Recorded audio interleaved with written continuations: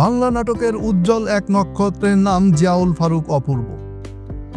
বড় নাটকের সেই স্নিগ্ধ রোমান্টিক তরুণ থেকে শুরু করে ডার্ক জাস্টিস কিংবা বুকের মধ্যে আগুন অথবা গোলাম মামুন সিরিজের কঠিন অ্যাকশন চরিত্র, অপূর্ব যেন প্রতিটি ঘটনাতেই নিজের স্বতন্ত্র ছাপ রেখেছেন। রোমান্টিক চরিত্রের অভিনেতা হিসেবে পরিচিত পাওয়া অপূর্ব যেন ভার্সেটাইল অভিনেতা হিসেবে অনুসারীদের মধ্যে বিদ্যমান।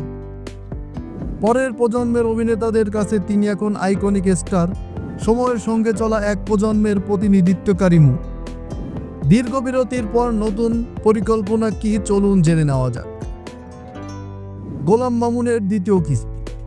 হুকুমদাতাদের কথায় যেখানে সবকিছু হয়, কিন্তু কেউ দেখতে পায় না এই অদৃশ্য হুকুমদাতাদের, যাদের ইশারায় পুরো দেশের অনেক কিছুই পরিচালিত হয়, অথচ তারা সব সময় থেকে যায় ধরাছোঁয়ার বাইরে। এমন প্লট নিয়ে নির্মিত হয়েছিল ওয়েব সিরিজ গোলাম মামুন। জিয়াউল ফারুক অপূর্ব জানিয়ে দিলেন শিগগিরই গোলাম মামুন 2 এর নির্মাণ কাজ শুরু করবেন তিনি। সিরিজটিতে অপূর্ব অভিনয় করেছিলেন একজন পুলিশ কর্মকর্তার চরিত্রে। নাটকে নিয়মিত হবেন কিনা এই বিষয়ে তিনি বললেন, 7 মাস কাজের বাইরে থাকায় নাটকের অনেক গল্প জমে আছে অপূর্ব।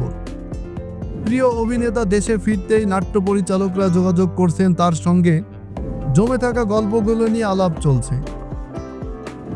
দেশে ফিরেই তিক্ত অভিজ্ঞতার মুখে অপূর্ব।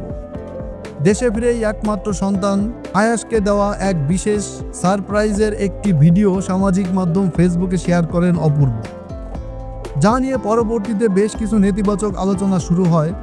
সেই নেতিবাচক প্রতিক্রিয়ায় নিজের ক্ষুব্ধ মনোভাব প্রকাশ করেছেন তিনি।